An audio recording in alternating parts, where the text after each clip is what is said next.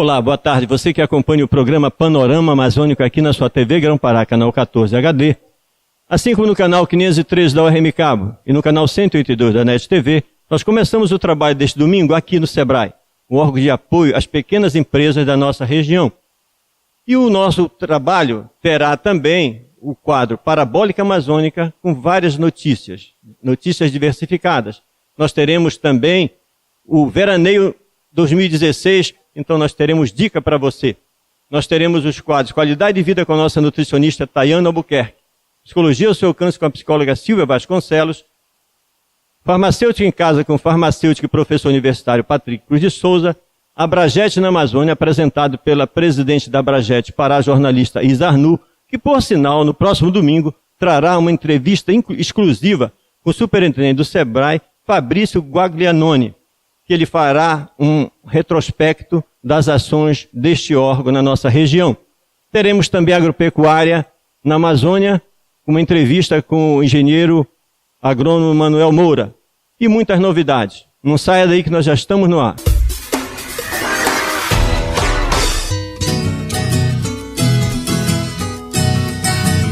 O quadro Agropecuária na Amazônia desta semana traz, mais uma vez, a presença importante de um representante do segmento da extensão rural e conhecedor profundo deste segmento no nosso estado. Eu trago para nossa conversa o engenheiro agrônomo Manuel Moura, que, como já foi dito anteriormente, ele é um dos baluartes deste segmento, não só pelo trabalho como extensionista, não só pelo trabalho como engenheiro agrônomo, mas também porque ele enveredou pelo lado da literatura. E ele preparou, elaborou, escreveu e editou um livro. Mas é o Manuel Moura que vai falar para você o que representa esse livro e qual é a importância dele como legado para as gerações futuras. É isso mesmo. Mais uma vez, obrigado aí pelo espaço. Esse nosso livro, o Extensão Rural, 50 anos de trilha de idealismo, ele tem uma importância fundamental, porque contém fatos importantes da vida da extensão rural, porque são 50 anos de trilhas de idealismo. Então, essas trilhas de idealismo, elas foram feitas em todas as regiões do estado do Pará, e contém métodos aplicados somente na extensão rural, contém parte de comunicação, contém também toda a evolução da extensão rural no seu desenvolvimento, na parte econômica, na parte social, mostrando realmente que as culturas, as criações, elas receberam um tratamento todo especial dos extensionistas. Porque o extensionista realmente é aquele comunicador, é aquela pessoa que está lá no meio rural, comunicando com o agricultor, levando conhecimentos, e também o extensionista faz uma interação com o agricultor. Ele aprende também com o agricultor. Então essas coisas estão lançadas aqui nesse primeiro volume, e nós esperamos que ainda nesse segundo semestre nós vamos continuar a pesquisa, e se Deus quiser nós vamos ter ainda órgãos, vamos ter pessoas gratas que vão colaborar conosco na impressão deste livro, do segundo volume, que é importante para todos aqueles que queiram saber o porquê a extensão rural tem uma missão nobre no desenvolvimento não só da agropecuária, mas também da economia e da parte social do estado do Pará. E outro detalhe interessante é que esse livro foi lançado na Feira Panamazônica do Livro, um ambiente propício justamente para lançamento de grandes títulos. E ele retrata, como disse o Manuel Moura, a história. São 50 anos de trilhas de idealismo, ou seja, é a vivência, a experimentação, é o acompanhamento desse detalhe, que é muito importante na comunidade rural, na nossa comunidade também urbana, porque representa o quê? A história da extensão rural, a história do trabalho voltado para a agricultura e para a terra. Mas nós vamos ter oportunidade de conversar com o Manuel Moura também durante os outros programas e ele vai trazer muitas novidades para você. Estamos apresentando Panorama Amazônico.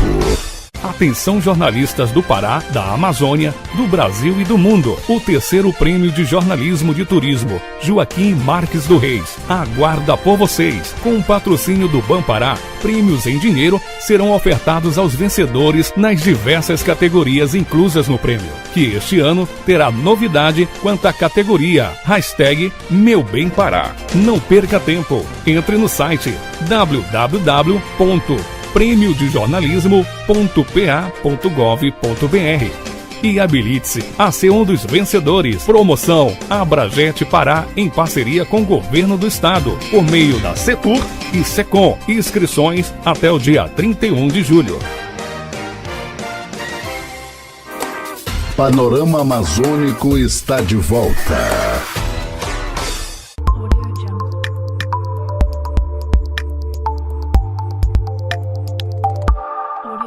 Estamos agora aqui com o secretário de Estado de Comunicação, Daniel Nardim, que vai falar um pouco sobre a nova categoria do Prêmio de Jornalismo chamada #MeuBemPará. Daniel, fala pra gente um pouquinho sobre essa categoria e como as pessoas podem participar. Bom, primeiro, antes de mais nada, eu vou começar dizendo logo o site e depois eu retomo. É www.premiodejornalismo.pa.gov.br. E ali tem todo o regulamento, ele explica com detalhes o que é essa categoria MeuBemPará, que é a grande novidade do Prêmio de Jornalismo. Bom, primeiro, acho que tem que deixar muito claro o seguinte, o prêmio é um reconhecimento aos nossos colegas, os profissionais de imprensa, de todos os meios, que colaboram com a divulgação do Estado. Ou seja, o Estado, o governo do Estado tem um setor de comunicação, mas ele sozinho ele não dá conta de divulgar as belezas desse Estado, o potencial turístico dele para o mundo, para o país inteiro. Então, nisso, os jornalistas, os colegas fotógrafos, os cinegrafistas, todos eles são fundamentais no processo de ajudar a divulgar o Estado. Por isso, a gente foi criado, então, o prêmio, ainda estamos chegando à terceira edição do Prêmio de Jornalismo, e ele retoma agora justamente com esse objetivo, de reconhecer quem ajuda a divulgar o Estado. Essa categoria MeuBemPará, ela está muito de acordo com o que a gente vive hoje na comunicação. Você tem a imprensa tradicional, tem a sua capilaridade, tem a sua força, mas você também tem as redes sociais. As pessoas também podem, ela mesma, ser um veículo de comunicação, através do seu perfil no Facebook, do seu Instagram. Ou seja, a gente tem 8,5 milhões de paraenses. Muito provavelmente a maioria deles já tem um perfil em Facebook e Instagram. Ele pode ser não ficar esperando com que um veículo diga a beleza natural. Se você está no seu município, por exemplo, de Barcarena, você vai na Praia do Caripi, tira uma foto, publica essa foto no seu perfil, mostra, ajuda a divulgar a beleza do seu município onde você mora.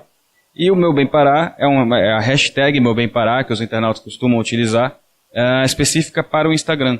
Então, qualquer pessoa, pode tirar uma foto de um lugar que visitou, de um pôr do sol, de um prato, enfim, algo que esteja relacionado a divulgar o turismo paraense, usando no seu perfil no Instagram a hashtag MeuBemPará, sem acento, hashtag MeuBemPará, e então entra no site premiodejornalismo.pa.gov.br e ali vê como é que pode participar. E aí, além de estar divulgando o seu estado, divulgando a sua região, você pode também ganhar um prêmio, ou seja, ser reconhecido. Então, acho que essa é uma das novidades e está de acordo com o que a gente está vivendo hoje na comunicação. A imprensa tem um enorme valor, é fundamental no processo de divulgar o Estado. Mas hoje, com a democratização da mídia, qualquer pessoa pode também fazer isso. E essa pessoa também tem que ser valorizada. Daniel, você já ganhou o prêmio uma vez, não é isso?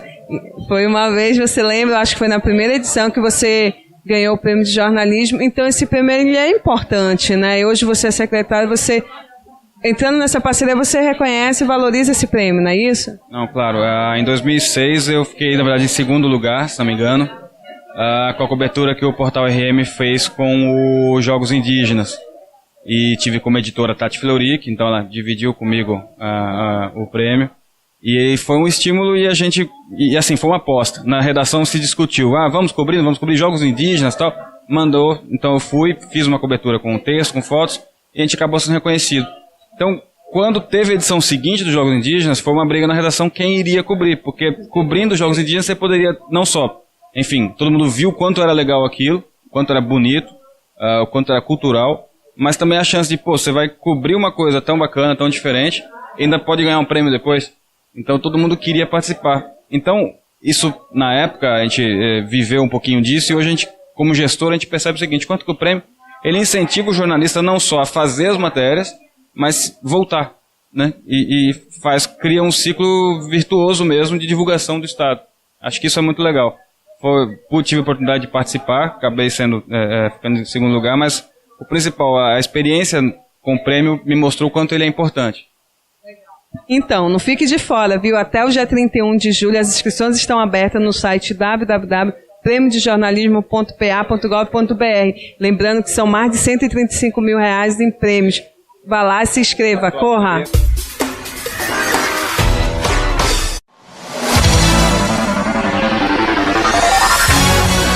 Olá, seja bem-vindo a mais um quadro Qualidade de Vida aqui do programa Panorama Amazônico. Eu sou Tayana Albuquerque, nutricionista, e hoje nós vamos conversar um pouquinho sobre intolerância alimentar. Vocês não fazem ideia do quanto de pacientes que têm chegado aqui no consultório hoje com sintomas de intolerância alimentar. E esses sintomas são descritos mais de 150 na literatura, entre eles dor de cabeça, problemas gastrointestinais, problemas de pele, prisão de ventre, até ansiedade, depressão, problemas articulares. Então, tudo isso pode estar relacionado à intolerância alimentar. Às vezes você tem, por exemplo, uma enxaqueca, né, algum desconforto abdominal há anos e você não faz ideia de que isso pode ser provocado por alguma reação imunológica, por algum alimento ingerido.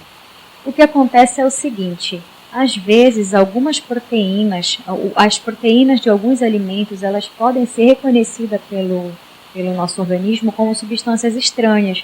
E nesse caso, o nosso organismo, ele dispara essas reações imunológicas contra a proteína desses alimentos. Nesse sentido, para a gente detectar se realmente você tem intolerância ou não, uma incompatibilidade ou não a determinado alimento, você precisa realizar esse exame. Então, só para mostrar o exame que a gente realiza, ele se chama Food Detective, que é esse exame aqui.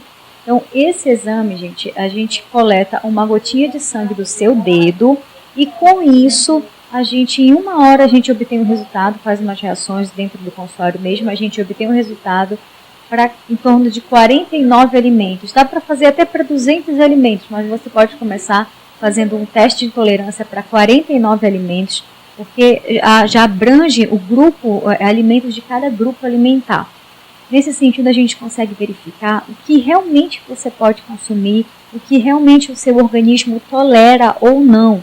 Porque, às vezes, aquilo que parece saudável, que de uma forma geral a gente diz que é saudável, para você, no seu caso específico, pode ser um problema, pode estar causando sintomas super desagradáveis. Isso você só vai descobrir quando você fizer o exame e a partir daí quando a gente desenvolver uma dieta que visa minimizar esse alimento ou em alguns casos até mesmo a gente vai ter que retirar esse alimento do seu dia a dia.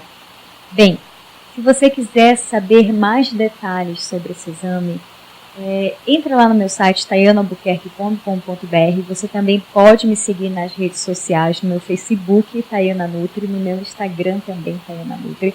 E você pode ligar aqui para a clínica para saber informações sobre valores, para saber também sobre outros exames.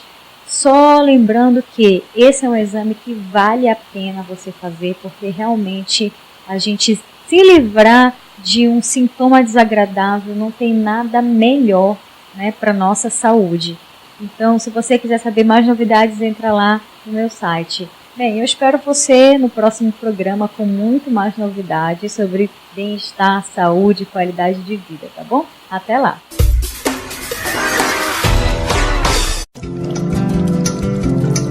O quadro Parabólica Amazônica deste domingo aqui no seu Panorama Amazônico começa com uma notícia que interessa às pessoas que curtem programações culturais e que conhecem e acompanham as informações do Pará Cultural, o informativo da Secretaria de Estado de Cultura, Secult, que traz a programação mensal que já está nos espaços da Secult. Um desses assuntos é a gravação do primeiro DVD da Orquestra Amazônia Jazz Band, que fez lá no Teatro da Paz um trabalho muito interessante. Volto com novas informações daqui a pouco. Uma outra informação ainda diz respeito ao setor editorial. Trata-se da circulação das revistas Agronews e Alternativa News, que já estão sendo distribuídas aqui na capital. Por falar nisso, o empresário Batista Filho, que está à frente desta publicação, vai estar em Belém no início do mês de agosto. E a diretora da revista e correspondente responsável pela circulação e pela editoração da revista, jornalista Cristina Heine, igualmente está acompanhando para e passo os assuntos relacionados com os segmentos abordados pelas revistas Alternativa News e Agronews. De volta a essa nossa conversa, quero fazer referência a um outro profissional de alto nível no segmento da hipnose clínica.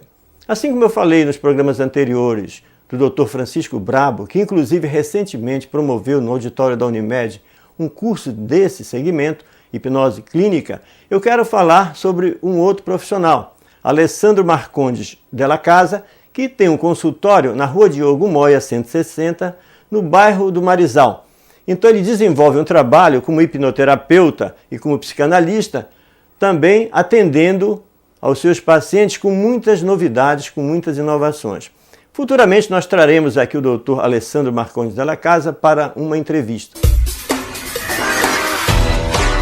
E para finalizar a nossa participação aqui no quadro Parabólica Amazônica, lembro a vocês que a partir de agosto vindouro, nós teremos muitas novidades no programa Panorama Amazônico. Podemos citar que, além da estreia que houve no quadro Abragete na Amazônia, com a jornalista e presidente da Abragete Pará, Isarnu, nós teremos novos apoiadores colaborando com o programa Panorama Amazônico. Entre eles, o engenheiro agrônomo Manuel Moura, que ficará com a responsabilidade de apresentar o quadro Agropecuária na Amazônia. Teremos também, no segmento de turismo, a estreia de uma das pessoas mais conceituadas, bem conhecidas no segmento turístico. Trata-se do empresário Joacir Rocha, que estará dando a sua contribuição, mais uma contribuição, para a difusão dos pontos positivos do nosso turismo. Outro detalhe importante, nós estamos estabelecendo contatos com pessoas de vários segmentos, mas vamos aguardar, você terá boas novidades a partir de agosto, aqui no quadro Parabólica Amazônica.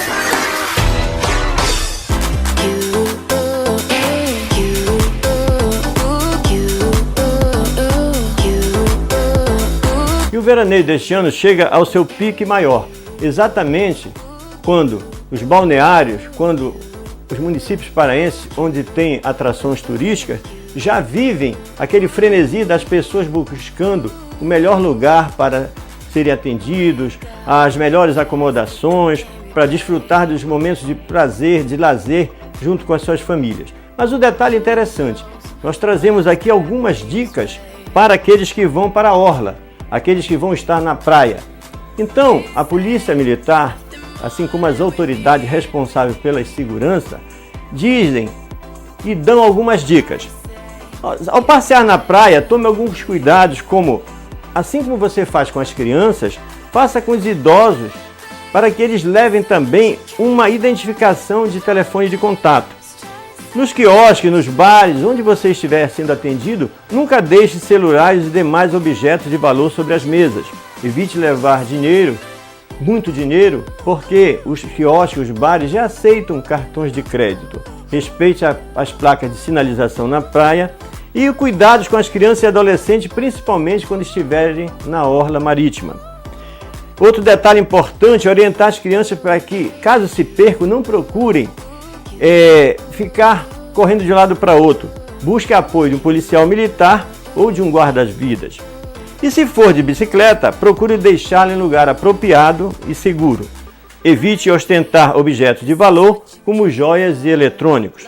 E, finalmente, tenha sempre consigo o endereço do local onde está hospedado, a fim de evitar constrangimentos caso haja um desaparecimento. Mas o importante é que você tenha, além de tudo isso, muito cuidado em manter as pessoas que acompanham esse período de férias informados dos principais pontos de apoio. E isso você pode obter através da internet e nos sites dos órgãos responsáveis pela segurança pública. Nós estaremos aqui no próximo domingo com mais informações a respeito do veraneio que continua, como eu digo sempre, fervilhando nos principais pontes da nossa região.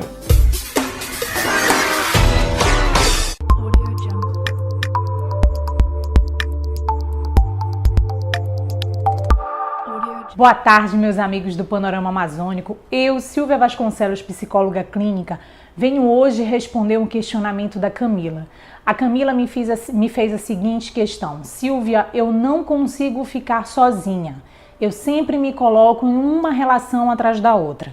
Quando eu me vejo só, eu vou e me coloco em outras relações. Camila, presta bem atenção no que eu vou estar colocando agora para você. Você precisa fazer uma avaliação psicológica e iniciar o seu processo psicoterápico para ver o que te motiva a estar iniciando outras relações. Porque acaba que quando você acumula relações inacabadas, você vai ter uma insatisfação na próxima relação. Não estou te dizendo com isso que de repente você não pode encontrar alguém bacana, né, nesse período que você estiver se relacionando. Pode até encontrar, mas nesse momento que você ter essa relação e encontrar essa pessoa bacana, legal, o hábito que você tem, que está instalado de ter várias relações uma na outra, vai fazer com que essa relação que é legal se desfaça. Por isso a terapia ela é fundamental, porque você vai avaliar a sua estrutura como um todo. Quando eu falo estrutura como um todo, eu estou colocando aqui na sua vida pessoal, na sua vida profissional, na sua vida com você mesmo. Hábitos, eles se acostumam. Eu costumo dizer, tanto dentro do consultório, que é que nem escovar dente de manhã. Quando você vê, você já está repetindo, você já está fazendo. Por isso que os antigos dizem assim, nossa, vai ser que nem a tua mãe ou o teu pai, chato ou chata, né? Mas é o hábito, é o que você aprende, é o que você vê na sua estrutura familiar. Quando você se dá conta, você já está repetindo de novo. Então a terapia ela funciona nesse quesito, para com que você avalie, para com que você observe aonde é que te deixa incomodada. O hábito da relação também, de estar iniciando uma relação na outra, também é algo que você deve ter aprendido em algum momento da sua vida. A terapia ela vai te ajudar nesse sentido, para você ver o que te faz feliz. O que você quer agora na sua vida? São perguntas importantes que às vezes com o dia a dia você não para, você não observa e vai engatando uma relação na outra, sem ver realmente o que você quer. E quando você vê, você está sozinho ou sozinha. E aí o medo que você tem de estar sozinho ou sozinha, de iniciar uma outra relação e aí continua, você fica sozinho também estando com alguém. Então é importante você observar. Observe, inicie um processo psicoterápico para você fazer uma avaliação, para você realmente de uma forma genuína, né? E ver o que te faz feliz. Espero ter esclarecido, Camila, né, um pouquinho sobre essa questão que você trouxe hoje pra gente, contribuiu, né, com o nosso quadro aqui no programa. E você, meu amigo e minha amiga, que tá aí do outro lado, que tá tendo essa vontade de contribuir com a gente, fazendo perguntas, sintam-se à vontade também. Nós temos os contatos pelo 3355-8006 e também vocês podem mandar um e-mail pelo institutosilviavasconcelos@gmail.com. Temos também as interações nas páginas das redes sociais, como Instituto Silvia Vasconcelos, tanto no Instagram, no Twitter e no Facebook. Agradeço desde já a oportunidade com a pergunta e o esclarecimento e até o nosso próximo domingo, meus amigos e minhas amigas. Um grande abraço.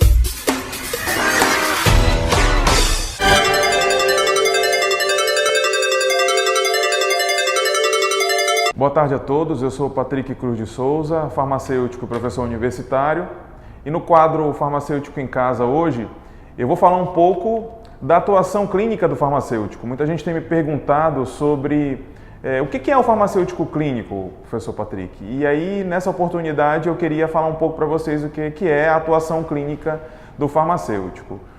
O farmacêutico, a profissão de farmacêutico é uma profissão milenar, que já trabalha há séculos, principalmente relacionada ao desenvolvimento, pesquisa, a produção, a manipulação de medicamentos e a garantia do armazenamento de qualidade, da estabilidade desses produtos. Mas de umas décadas para cá, houve um fenômeno de problemas relacionados a medicamentos no mundo inteiro. A indústria farmacêutica começou a produzir, mas não era suficiente, porque as pessoas continuavam a ter problemas na utilização de medicamentos, reações adversas, interações medicamentosas. E houve a necessidade de gerar, de algum profissional trabalhar a prevenção desses problemas e a melhoria na qualidade na utilização desses medicamentos. E foi aí que o farmacêutico começou a desenvolver cada vez mais atividades relacionadas à clínica. E hoje no Brasil esse movimento é cada vez mais forte, principalmente de 2013 para cá, dentro dos hospitais ou nas farmácias comunitárias, e o farmacêutico clínico vem prestando um grande serviço à sociedade. Então, o farmacêutico clínico hoje atua desenvolvendo uma série de serviços, que nos próximos programas eu posso explicar melhor para vocês. Mas serviços como a revisão da farmacoterapia, que é a análise dos medicamentos prescritos, das potencialidades de risco que esses medicamentos têm, inclusive de interação e outras situações mais. O acompanhamento farmacoterapêutico, principalmente em pacientes com doenças crônicas, como diabetes, hipertensão arterial, dislipidemias, alteração de colesterol, triglicerídeos, acompanhar a utilização desses vários medicamentos em pacientes idosos, polimedicados, que tomam mais de 5 medicamentos, por exemplo. A conciliação terapêutica, que é uma análise tentando conciliar diversas prescrições. Às vezes o paciente vai no clínico geral, vai no cardiologista, vai no geriatra, e cada profissional desse às vezes faz uma prescrição e esse paciente tem dificuldade de conciliar horários, tem dificuldade de conciliar até mesmo medicamentos que são da mesma classe terapêutica prescritos por profissionais diferentes. Esse paciente às vezes tem algum problema e tem uma internação hospitalar, e na alta hospitalar o médico que atendeu ele lá prescreve medicamentos, e quando ele volta para o nível ambulatorial ele tem dificuldade de conciliar o que foi prescrito na alta hospitalar com aquilo que ele já tomava frequentemente. Além disso, existe a promoção da adesão ao tratamento. O problema da adesão ao tratamento é um problema grave em pacientes que têm alguma doença crônica, que tem o diagnóstico, que tem a prescrição do médico, que às vezes compra o medicamento, mas não toma, não adere ao tratamento.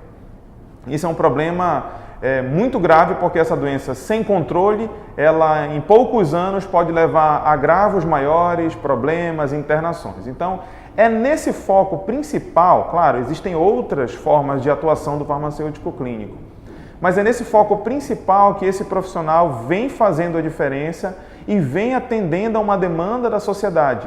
A sociedade está envelhecendo, tomando cada vez mais medicamentos, com doenças crônicas mais complexas, e atuar nesse sentido para diminuir as complicações é um serviço importantíssimo à sociedade. Bom, eu espero ter esclarecido a respeito da atuação do farmacêutico clínico. Qualquer dúvida, sugestão, a gente está à disposição nos contatos 91 8111 3234 ou nas mídias sociais, Facebook, Twitter, Instagram. É só procurar Patrick Luiz ou Professor Patrick Cruz de Souza. Eu agradeço a todos e até a próxima. E o nosso programa chega ao seu encerramento ainda aqui nas instalações do SEBRAE, um órgão de apoio às pequenas empresas da nossa região. E como você viu, nós tivemos matérias sobre veraneio, nós tivemos matérias sobre generalidades no quadro Parabólica Amazônica, nós tivemos os quadros Qualidade de Vida com a nossa nutricionista Tayana Albuquerque, Psicologia ao seu alcance com a psicóloga Silvia Vasconcelos, Farmacêutica em Casa com farmacêutico e professor universitário Patrick Cruz de Souza, além dos quadros Abragete na Amazônia, com uma matéria muito importante feita pela presidente da Abragete Pará, apresentadora deste quadro, jornalista Silvia Arnu, a respeito do 3º prêmio de jornalismo, comendador Joaquim Marques do Reis.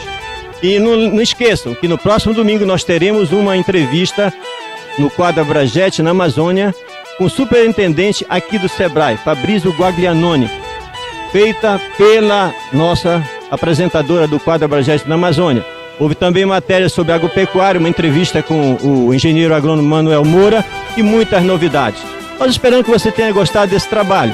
Aguardamos você aqui no próximo domingo, na TV Grão-Pará, canal 14 HD, no canal 503 da URM Cabo e no 182 da NET TV. Não esquecendo, de segunda para terça-feira, o programa estará na íntegra no YouTube. Até lá, se Deus quiser.